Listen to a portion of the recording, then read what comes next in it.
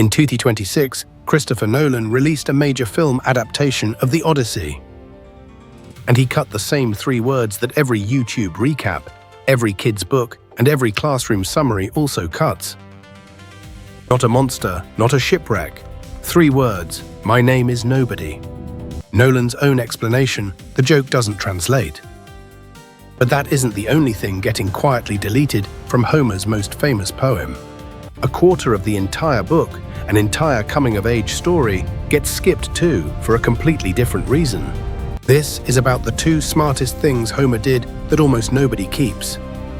Book 9 of the Odyssey, Odysseus and his crew are trapped in a cave with a one-eyed giant named Polyphemus, who's already eaten several of his men. Before Odysseus blinds him, he tells the giant his name, Otis, ancient Greek for nobody, so when the giant screams in pain and the other Cyclopes outside shout, "Who's hurting you?" Polyphemus answers honestly, "Nobody is hurting me."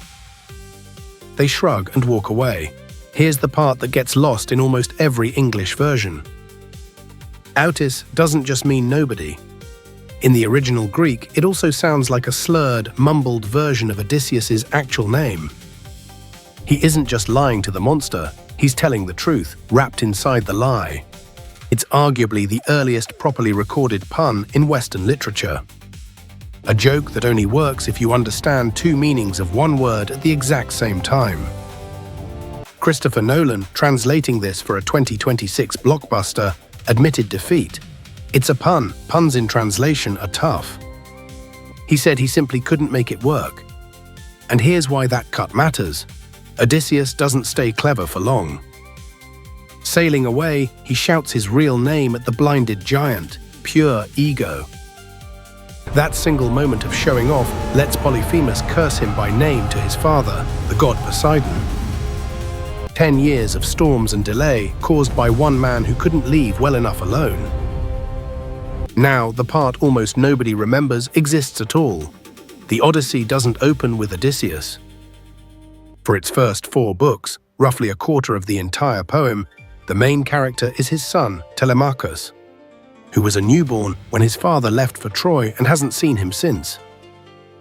20 years old now, surrounded by over 100 suitors camped in his own home, harassing his mother, waiting for her to give up and remarry. Telemachus does nothing. He complains, he doubts himself, he's stuck. Then the goddess Athena appears, not to hand him a weapon or a prophecy, but to tell him something simpler. Stop waiting and go find out for yourself, so he does. He sails out, questions kings, survives the journey, and comes back a completely different person. Decisive. Capable, ready to fight alongside a father he barely remembers. Structurally, this is the earliest surviving example of 2 separate storylines, each with their own arc, deliberately built to run in parallel before finally colliding. Modern television didn't invent that trick. Homer did, nearly 3,000 years ago. And most retellings cut it entirely because monsters are exciting and a teenager finding his confidence is not. One more thing worth knowing before we go. Later in the poem, Odysseus travels to the underworld and meets the ghost of Achilles, the greatest warrior of the entire Trojan War, the man who chose glorious death over a long, quiet life. Odysseus, half in awe, calls him a king even among the dead. Achilles' answer, he'd rather be a living slave.